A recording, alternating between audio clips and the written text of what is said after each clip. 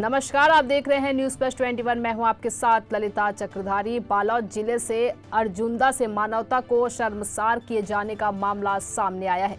यहां नगर पालिका के कर्मचारियों द्वारा गोधन को ट्रैक्टर से बांधकर घसीटा गया। एक तरफ मुख्यमंत्री भूपेश बघेल नरवा गरवा घुरवा और बाड़ी का बखान करते नहीं थक रहे हैं, तो वहीं दूसरी ओर बालोद जिले के नपा कर्मचारियों द्वारा मानवता की धज्जियां उड़ाई जा रही है।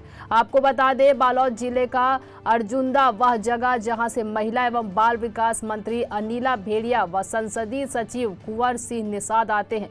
संसदीय सचिव कुंवर सिंह निषाद का तो अर्जुंदा में ही रहना होता है। ऐसे में इस तरह की घटना का होना अपने आप में निंदनीय है।